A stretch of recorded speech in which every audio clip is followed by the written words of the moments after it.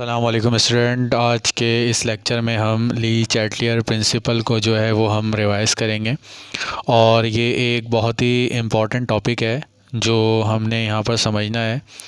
ये इम्पॉर्टेंट इस लिहाज से भी है कि जब आप प्री मेडिकल या प्री इंजीनियरिंग की यूनिवर्सिटीज़ वगैरह की प्रिपरेशन करते हैं तो उसके अंदर इसके कुछ लॉजिकल जो है वो सवाल आम तौर पर आते हैं। तो आप तमाम जितने भी ख़ास तौर पर प्री मेडिकल वाले जो स्टूडेंट्स हैं जिन्होंने अपने यूनिवर्सिटीज़ के अंदर अप्लाई करना होता है तो वो इसको ज़रा गौर से इस पूरी वीडियो को देखें और इसके कॉन्सेप्ट्स जो है वो ग्रैब करने की कोशिश करें। सबसे पहली चीज़ सवाल, ली चैटलियर प्रिंसिपल जो है वो है क्या और इसकी प्रैक्टिकल एप्लीकेशन क्या है।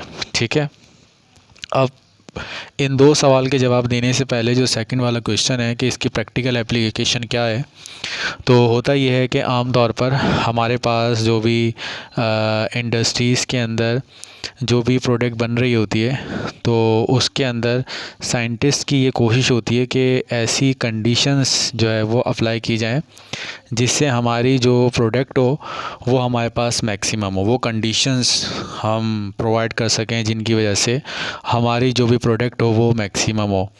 तो ये ली चैटलियर प्रिंसिपल आपको उन कंडीशंस के बारे में बताता है कि आप कौन सी कंडीशंस लगाएंगे तो उन कंडीशंस लगाने की वजह से आपकी जो प्रोडक्ट होगी वो मैक्सिमम आएगी। ये सिंपल सा इसका जो है वो एप्लीकेशन है।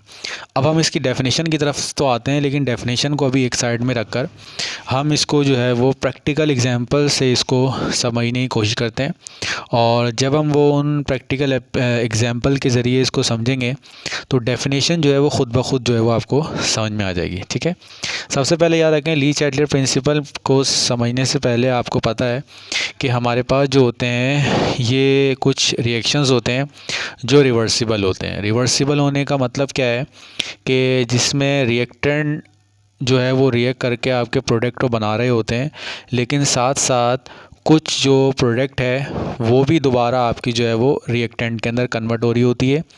यानी अगर नाइट्रोजन और हाइड्रोजन रिएक्ट करके आपका अमोनिया बना रहे हैं तो अमोनिया के भी कुछ मॉलिक्यूल ब्रेक होकर क्या बनाते हैं, नाइट्रोजन और हाइड्रोजन बनाते हैं। और एक कंडीशन आती है जिस कंडीशन को हम क्या कहते हैं, इक्विलिब्रियम की कंडीशन कहते हैं। और वो इक्विलिब्रियम की कंडीशन ये होती है जिसमें रेट ऑफ फॉरवर्ड और रेट ऑफ बैकवर्ड दोनों को क्या हो चुका होता है, बराबर हो चुका है। तो पहली चीज़ तो याद रखें कि जो ली चैटलियर प्रिंसिपल जब अप्लाई होता है वो अप्लाई होता है इक्विलिब्रियम वाली कंडीशन के ऊपर, ये अप्लाई होता है। अब इसको मैं आपको ये एक सी सॉ की मदद से आपको समझाने की कोशिश करता हूँ। यहाँ पर देखें, अभी हमारे पास जो है वो सिस्टम अभी इक्विलिब्रियम के ऊपर है और आपको पता है कि जो भी सिस्टम इक्विलिब्रियम के ऊपर होता है तो वो उसकी सबसे मोस्ट स्टेबल स्टेट होती है और स्टेबल स्टेट वो होती है जिसमें इंसान या कोई भी चीज़ रहना पसंद करती है। तो सबसे पहले चीज़ आपको समझ में आ गया कि ये जो आपके पास ली चैटलियर प्रिंसिपल है ये अप्लाई जो होगा उन सिस्टम के ऊपर होगा जो इक्विलिब्रियम के ऊपर आपके मौजूद होंगे। ठीक है, अच्छा अब दूसरी चीज़ देखें। अब दूसरी चीज़ ये है कि आप क्या करते हैं इस सिस्टम के ऊपर, आप क्या करते हैं इस सिस्टम के ऊपर कोई डिस्टरबेंस क्रिएट करते हैं, डिस्टरबेंस क्रिएट करते हैं। अब डिस्टरबेंस क्रिएट का मतलब क्या है, डिस्टरबेंस क्रिएट करते हैं या आप क्या करते हैं कोई स्ट्रेस इसके ऊपर लगाते हैं। अब डिस्टरबेंस क्रिएट करने से मतलब क्या है, जैसे सपोज़ ये आपके पास जो था सी सॉ मौजूद है, ये इक्विलिब्रियम पोजीशन के ऊपर मौजूद है, तो आपने क्या किया इसके ऊपर कोई डिस्टरबेंस क्रिएट की। ठीक है, आपने इसको यहाँ से थोड़ा सा छेड़ दिया, तो जब ये छेड़ा तो जाहिर सी बात है जब आप इसके ऊपर स्ट्रेस लगाएंगे, सपोज़ मैंने यहाँ पर इसके स्ट्रेस लगाया, तो देखें इसके स्ट्रेस लगाने की वजह से क्या होगा, आपका जो सिस्टम होगा वो सिस्टम आपका क्या हो जाएगा, डिसबैलेंस हो जाएगा। यानी आपने कोई स्ट्रेस लगाया और स्ट्रेस लगाने के सिस्टम क्या हो गया, नीचे चला गया। अब आपने जब स्ट्रेस लगाया तो आपके स्ट्रेस लगाने की वजह से क्या हुआ, सिस्टम क्या हुआ, आपका जो है वो डिसबैलेंस हो गया। अब देखें अब क्या होगा कि ये सिस्टम क्या करेगा, अब सिस्टम क्या करेगा, दोबारा जो है वो अपनी इक्विलिब्रियम वाली पोजीशन को रिगेन करने की कोशिश करेगा। ये चीज़ बहुत इंपॉर्टेंट है। आपने डिस्टर्बेंस क्रिएट की, अब जो आपने डिस्टर्बेंस क्रिएट की, अगर सपोज़ आपने यहाँ पर स्ट्रेस बढ़ाया तो जाहिर सी बात है सिस्टम जो होगा वो यहाँ पर आपका जो है वो डिसबैलेंस हो गया या डिस्टर्ब हो गया। या आपने क्या किया, यहाँ पर डिस्टर्बेंस क्रिएट की तो आपका सिस्टम जो होगा वो यहाँ पर चला गया। ठीक है, अब आपके स्ट्रेस लगाने के नतीजे में सिस्टम हो गया डिसबैलेंस। अब सिस्टम क्या करेगा, दोबारा अपनी इक्विलिब्रियम वाली पोजीशन को रीगेन करने की कोशिश करेगा। ठीक है, ये बात समझ में आ गई होगी। सिस्टम क्या करेगा, अपनी इक्विलिब्रियम वाली पोजीशन को क्या करेगा, रीगेन करेगा। और रीगेन करने के लिए वो या तो उसका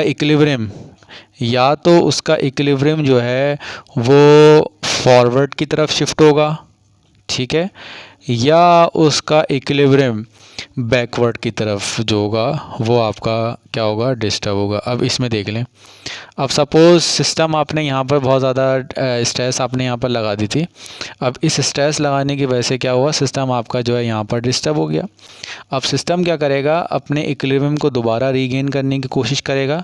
और रीगेन करने की कोशिश करने के लिए जाहिर सी बात है इक्विलिब्रियम जो आएगा वो आपका फॉरवर्ड डायरेक्शन में जाएगा। ठीक है, और अगर आपने यहाँ पर किया है तो जाहिर सी बात है ये सिस्टम क्या करेगा, अपना बैकवर्ड की तरफ जाएगा। तो ये एक तरीका है ली चैटलियर प्रिंसिपल को समझने के लिए। ठीक है, आपने सबसे पहले क्या किया, स्ट्रेस अप्लाई किया। स्ट्रेस अप्लाई करने की वजह से क्या हुआ, सिस्टम डिस्टर्ब हो गया। अब जब सिस्टम डिस्टर्ब हो गया तो सिस्टम क्या करेगा, अपनी इक्विलिब्रियम वाली पोजीशन को रीगेन करेगा। और रीगेन करने के लिए या तो वो फॉरवर्ड जाएगा या क्या जाएगा, आपके पास बैकवर्ड जाएगा। ठीक है, ये तो एक चीज़ हो गई, एक तरह से हमने समझ लिया। अब इसको हम दूसरी तरह से समझते हैं। अब दूसरी तरह से हम इसको समझने का तरीका ये है कि याद रखें कि इस ली चैटलियर प्रिंसिपल के अंदर आप जो भी स्ट्रेस अप्लाई करेंगे, अब मैं बताता हूँ स्ट्रेस की टाइप्स बता देता हूँ। स्ट्रेस जो है वो 3 किस्म का हो सकता है। या तो आप क्या करेंगे, कंसंट्रेशन को बढ़ा देंगे, ठीक है, या आप जो है प्रेशर को बढ़ा देंगे, ठीक है, या आप जो है वो क्या करेंगे, टेम्परेचर को बढ़ा देंगे। ये 3 किस्म के स्ट्रेसेस हैं जो आप क्या कर सकते हैं, सिस्टम के ऊपर अप्लाई कर सकते हैं। ठीक है, तो इसका मतलब ये हुआ कि जब भी आप सिस्टम के ऊपर कोई भी स्ट्रेस अप्लाई करेंगे तो सिस्टम के ऊपर जब भी स्ट्रेस अप्लाई होगा तो सिस्टम क्या करेगा, उस स्ट्रेस को कम करने की कोशिश करेगा। ठीक है, ये मैं आपको दूसरे अंदाज में पढ़ा रहा हूँ, दूसरे तरीके से, कि जब भी आप क्या करेंगे, सिस्टम के ऊपर किसी भी किस्म का स्ट्रेस लगाएंगे तो स्ट्रेस लगाने की वजह से क्या होगा कि सिस्टम क्या करेगा, उस स्ट्रेस को कम करने की कोशिश करेगा। जैसे मिसाल के तौर पर इसका एग्जांपल ये है कि फ़र्ज़ करें आपका कोई टेस्ट करीब आ रहा है या एग्ज़ाम करीब आ रहे हैं, तो होगा क्या कि आपके पास स्ट्रेस बढ़ेगा। अगर आपको पढ़ने का शौक़ है तो आप वो जो स्ट्रेस रिमूव करेंगे, वो स्ट्रेस किस तरह से रिमूव करेंगे, बाय डूइंग योर प्रिपरेशन। आप तैयारी करेंगे, जब आप तैयारी करेंगे तो उससे क्या होगा, आपका स्ट्रेस क्या होना शुरू हो जाएगा, कम होना शुरू हो जाएगा। तो ये चीज़ याद रखें कि आप किसी भी किस्म का स्ट्रेस लगाएंगे तो सिस्टम क्या करेगा, उसको अपोज करेगा। जैसे मिसाल के तौर पर आपने क्या किया, सपोज़ पहला स्ट्रेस क्या था, कॉन्सनट्रेशन का था। आपने क्या किया, कॉन्सनट्रेशन को याद रखिएगा, कॉन्सनट्रेशन को सपोज़ आपने इंक्रीज़ कर दिया। यानी मिसाल के तौर पर ये सिस्टम इक्विलिब्रियम के ऊपर मौजूद था, आपने क्या किया, इसके ऊपर नाइट्रोजन और हाइड्रोजन और क्या कर दिए, ऐड कर दिए। जब आपने और ऐड किए तो ऐड करने की वजह से क्या होगा कि सिस्टम क्या करेगा, इन कॉन्सनट्रेशन को डिक्रीज़ करने की कोशिश करेगा। ये अभी मैं आपको एग्जांपल के साथ बताऊंगा। तो दूसरा तरीका क्या है समझने का, जो भी आप स्ट्रेस अप्लाई करेंगे सिस्टम क्या करेगा, उस स्ट्रेस को ख़त्म करने की कोशिश करेगा। यानी जो कुछ आप करेंगे वो उसका अपोजिट करेगा, इस तरह इसको समझ लें। यानी अगर आपने कॉन्सनट्रेशन को बढ़ाया तो सिस्टम क्या करेगा, कॉन्सनट्रेशन को कम करने की कोशिश करेगा। अगर आपने कॉन्सनट्रेशन को कम किया तो सिस्टम क्या करेगा, कॉन्सनट्रेशन को बढ़ाएगा। अब फर्ज करें आपने क्या किया है, सिस्टम का प्रेशर बढ़ाया है, आपने क्या किया, प्रेशर बढ़ा दिया, तो सिस्टम क्या करेगा, प्रेशर को कम करेगा। ठीक है, आपने प्रेशर को कम किया है, सिस्टम क्या करेगा, प्रेशर को बढ़ाएगा। ठीक है, यहाँ तो समझ में आ गया होगा। अब टेम्परेचर को आपने बढ़ा दिया तो सिस्टम क्या करेगा, टेम्परेचर को कम करेगा। आपने टेम्परेचर को कम कर दिया तो सिस्टम क्या करेगा, टेम्परेचर को बढ़ाएगा। तो ये चीज़ें आपने यहाँ पर याद रखनी है। क्या चीज़ें याद रखनी है कि एक सिस्टम आपका इक्विलिब्रियम के ऊपर है, आपने डिस्टर्बेंस क्रिएट की, अब ये डिस्टर्बेंस यहाँ पर क्रिएट हो गई तो सिस्टम क्या करेगा, अपने आप को उस इक्विलिब्रियम की पोजीशन पर दोबारा लाने की कोशिश करेगा। दोबारा लाने के लिए या तो वो फॉरवर्ड डायरेक्शन में जाएगा या वो क्या करेगा, बैकवर्ड डायरेक्शन में जाएगा। वो डिपेंड करेगा कि आपने जो डिस्टर्बेंस क्रिएट की है वो किस साइड पे आपने डिस्टर्बेंस क्रिएट की है। तो यहाँ तक आपको समझ में आ गया। और दूसरा क्या है कि जब भी आप स्ट्रेस अप्लाई करेंगे, स्ट्रेस हमारे पास 3 किस्म के हैं। या तो आप क्या करेंगे, कंसंट्रेशन को बढ़ाएंगे, या आप प्रेशर को बढ़ाएंगे, या आप टेम्परेचर को बढ़ाएंगे। तो जो कुछ आप करेंगे सिस्टम क्या करेगा, वो उस सिस्टम उनको अपोज करेगा। जो भी काम आप करेंगे वो उसका उल्टा करेगा। ठीक है, अब हम इसको जो है वो एग्जांपल के साथ जो है वो पढ़ लेते हैं। अब इसकी डेफिनेशन पढ़ लेते हैं। अब डेफिनेशन आप पढ़ेंगे तो आपको समझ में आ जाएगा। इसका क्या है, इसका डेफिनेशन इसकी है ली चैटलियर प्रिंसिपल की, व्हेन अ स्ट्रेस, यानी आपने कोई भी स्ट्रेस अप्लाई किया, when a stress is applied to a system at equilibrium, आपने कोई भी स्ट्रेस अप्लाई किया, stress is applied to a system at equilibrium, equilibrium के ऊपर। ठीक है,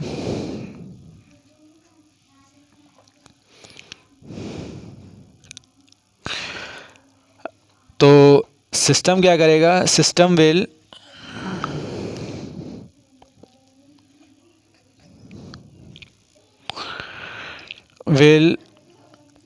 nullify और undo the stress to achieve equilibrium।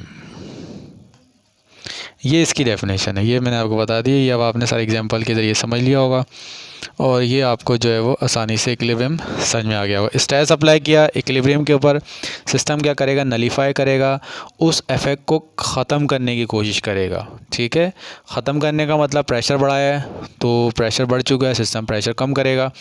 आपने क्या किया है, टेम्परेचर बढ़ाया, सिस्टम क्या करेगा, टेम्परेचर कम करने की कोशिश करेगा। कंसंट्रेशन बढ़ा दी है, सिस्टम क्या करेगा, उन कंसंट्रेशन को बढ़ाने की क्या करेगा, बढ़ाया है तो सिस्टम उसको कम करने की कोशिश करेगा। यहाँ तक हमने ली चैटलियर प्रिंसिपल को पढ़ लिया है।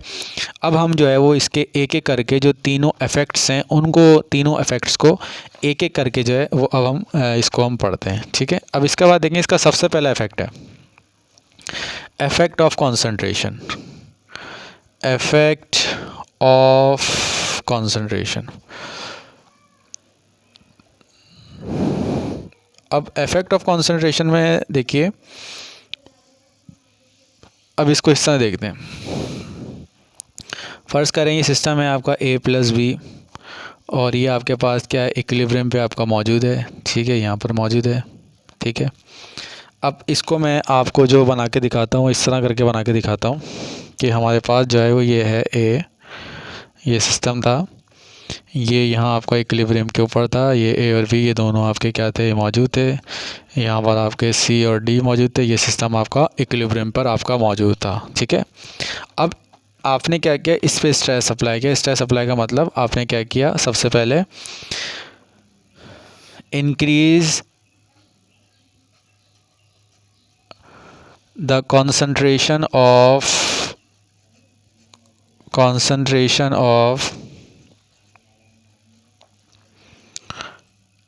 रिएक्टेंट। अब रिएक्टेंट में लिख रहा हूँ क्योंकि ये जर्नल टर्म है और अगर आपको कोई इक्वेशन भी दी जाए तो उसमें भी आप यही देखेंगे। ठीक है, अब सबसे पहले देखें, ये सिस्टम था, यहाँ पर मौजूद था, ये इक्विलिब्रियम यहाँ इसका अटेन था। ठीक है, यहाँ पर आपका C और D आपका यहाँ मौजूद था। आपने क्या किया, इसकी कॉन्सनट्रेशन यहाँ पर बढ़ा दी। ठीक है, यहाँ पर आपने क्या किया, जो रिएक्टेंट्स था A और V दोनों थे उनको हमने क्या कर दिया, बढ़ा दिया। अब देखें जैसे ही हम इनको बढ़ाएंगे तो अब यहाँ पर देखें सबसे पहले क्या होगा, हम जो मैंने दोनों तरीक़ों से आपको बताया था उन दोनों तरीके से समझने की कोशिश करते हैं। तो क्या होगा, सिस्टम आपका डिस्टर्ब हो गया। ये सिस्टम हमारे पास क्या हो गया, डिस्टर्ब हो चुका है, ये सिस्टम हमारा डिस्टर्ब हो गया, ठीक है।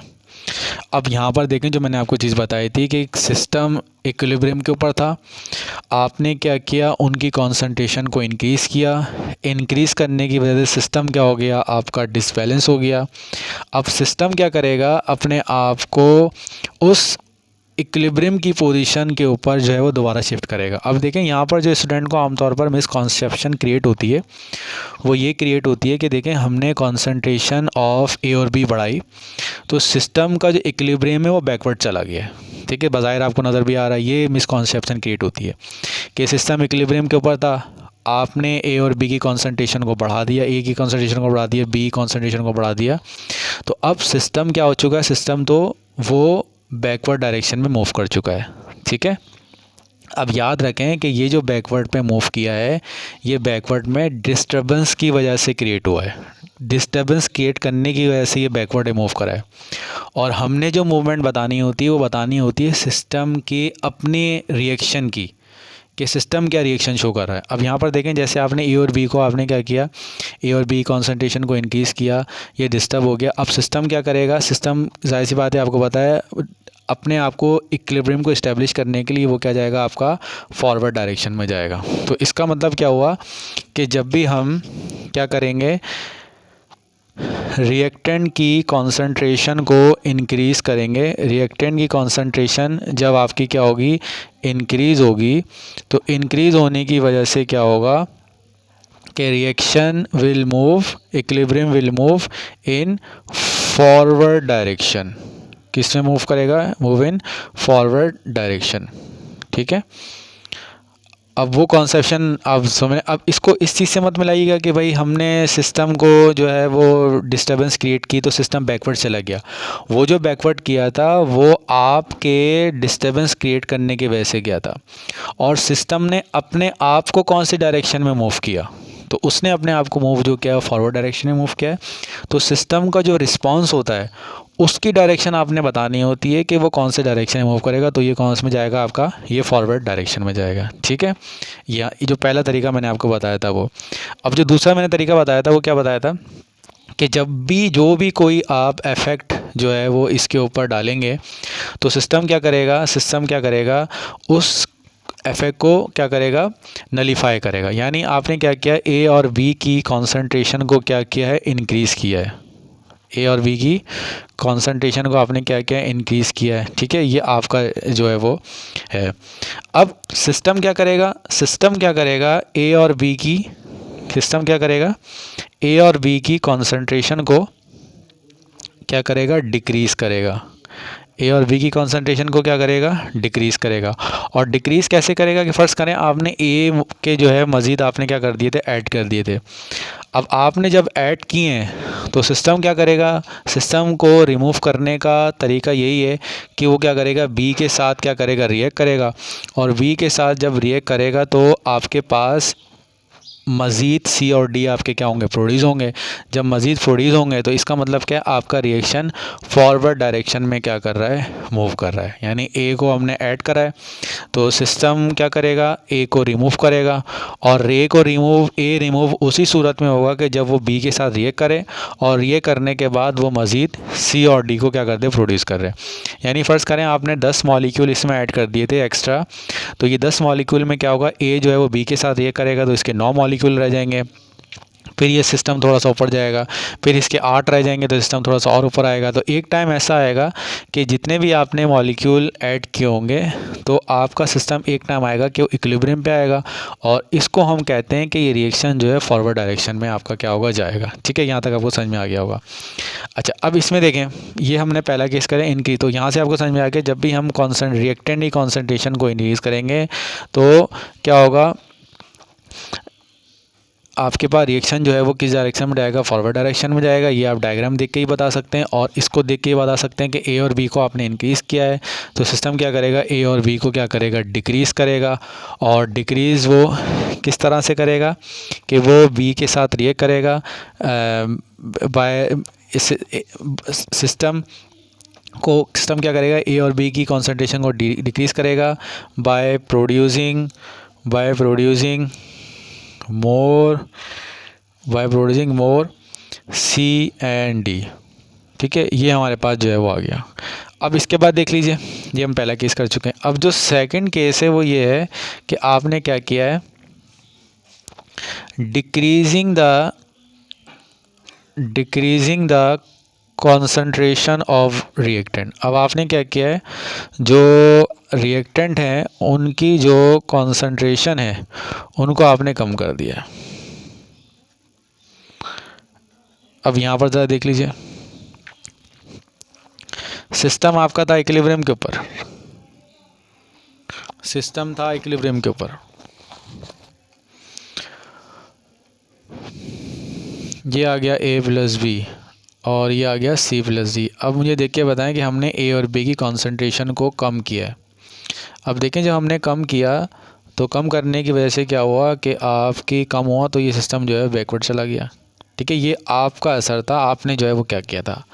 अब देखें हमने, अब जब आपने जो है A और B कॉन्सेंट्रेशन को क्या किया, डिक्रीज़ किया, तो देखें सिस्टम क्या हो गया, बैकवर्ड गया। लेकिन हमने ये नहीं बताना होता कि वो जो है वो कम कर, हमने ये बताना होता है कि इस डिस्टर्बेंस की वजह से, पहले डिस्टर्ब होता, अब ये डिस्टर्बेंस क्रिएट हो गई, अब इस डिस्टर्बेंस के बाद सिस्टम कौन सी डायरेक्शन में जाएगा।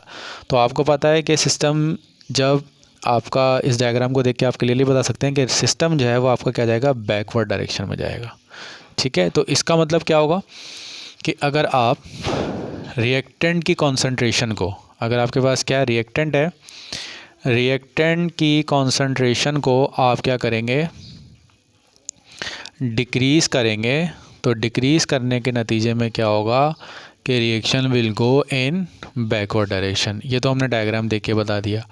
और हम जो रिस्पांस वाला था कि जो भी आप इफेक्ट करते हैं सिस्टम क्या करता है, उसको नलीफाई करता है, वो कैसे करेगा, अब ये देख लीजिए। अब देखें आपने क्या किया है, सिस्टम में से A और B को रिमूव किया है। आपने क्या किया है, A और B को क्या कर दिया, आपने डिक्रीज़ कर दिया है। A और B को क्या कर दिया, आपने डिक्रीज़ कर दिया है।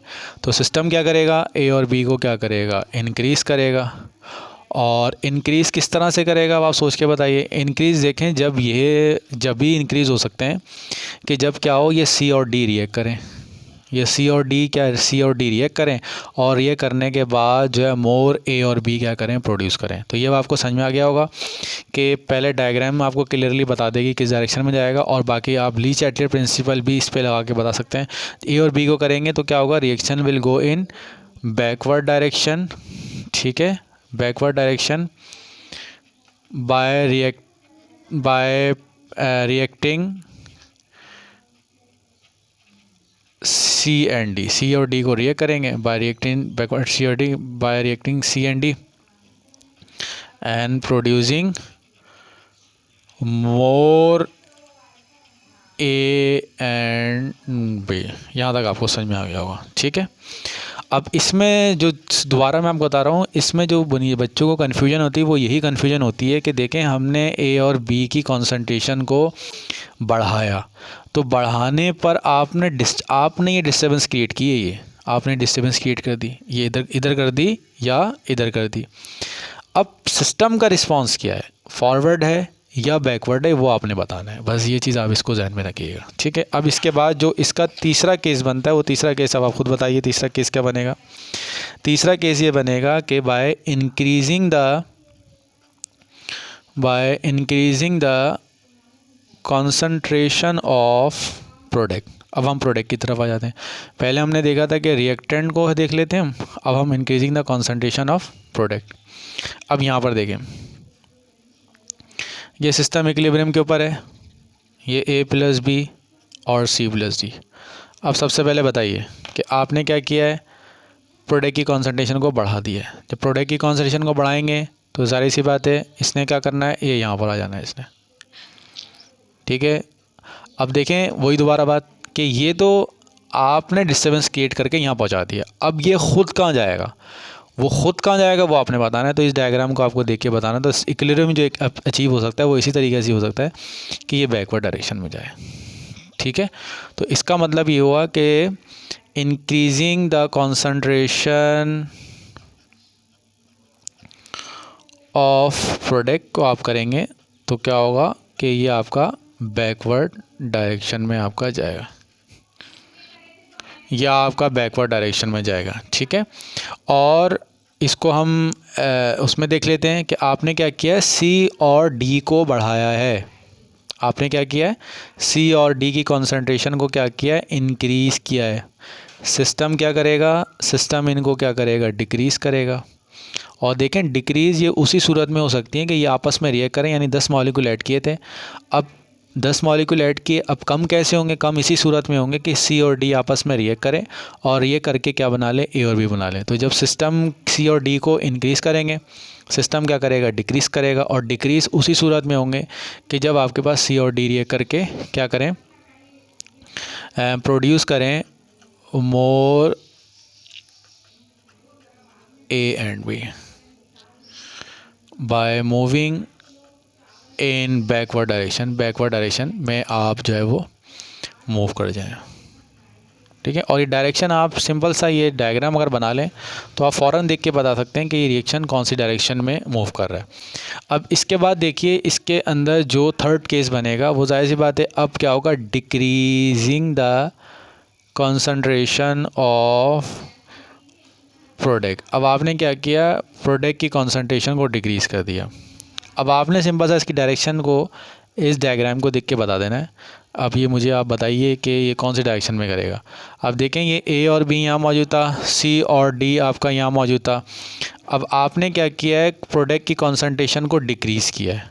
अब डिक्रीज़ करने का मतलब ये है कि जाहिर सी बात है ये कम होगा, जब ये आपका कम होगा तो ये आपका डिसबैलेंस होके यहाँ पर आ जाएगा। ये दोबारा बता रहा हूँ, ये डिसबैलेंस आपका हुआ है, आपने ये वाली डायरेक्शन नहीं बतानी, आपने बताना है कि ये डिस्टर्बेंस आपने तो क्रिएट कर दी। अब सिस्टम का रिस्पॉन्स क्या होगा, अब जाहिर सी बात है सिस्टम क्या करेगा, वो आपका फॉरवर्ड डायरेक्शन में जाएगा। तो इसका मतलब क्या है कि अगर आप क्या करेंगे, डिक्रीज़ करेंगे किसको, अगर आप डिक्रीज़ करेंगे किसको, प्रोडक्ट की कंसंट्रेशन को, तो वो आपका किस डायरेक्शन में जाएगा, it will go in forward direction. ये फॉरवर्ड डायरेक्शन में जाएगा, फॉरवर्ड डायरेक्शन में जाएगा by producing more C and D. और उसको पढ़ लेते हैं कि अभी हमने क्या किया, प्रोडक्ट की कंसंट्रेशन को इंक्रीज़ किया है। ठीक है, तो सिस्टम ने क्या करना है, उसको डिक्रीज़ करना है। डिक्रीज़ करने का मतलब क्या है कि आपने क्या किया है, नहीं सिस्टम की आपने क्या किया है, प्रोडक्ट को डिक्रीज़ किया है। ठीक है, प्रोडक्ट को आपने क्या किया, डिक्रीज़ किया है। तो सिस्टम क्या करेगा, उसको इंक्रीज़ करेगा। और इंक्रीज़ उसी सूरत में होगा कि जब ए और बी रिएक्ट करें, और ए और बी रिएक्ट करने के बाद आपको मज़ीद सी और डी क्या कर दें, आपको प्रोड्यूस कर दें। तो ये फॉरवर्ड डायरेक्शन में किस तरह जाएगा कि आपके पास by reacting A and B, A और बी को by reacting A and B and producing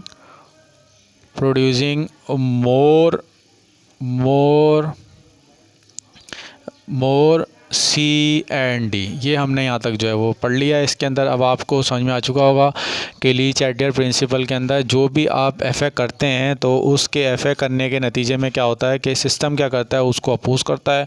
आप कॉन्सेंट्रेशन को बढ़ाएंगे, सिस्टम क्या करेगा, कॉन्सेंट्रेशन को कम करेगा। और ये जो पहला असर है, इफ़ेक्ट है, वो हम यहाँ पर क्या हो चुके हैं, पढ़ चुके होते हैं। इंशाल्लाह नेक्स्ट वीडियो के अंदर हम जो सेकेंड इफ़ेक्ट है प्रेशर को बढ़ाने का या प्रेशर को कम करने का, और टेम्परेचर को बढ़ाने का या टेम्परेचर को कम करने का, उसको हम फिर नेक्स्ट वीडियो में देखेंगे।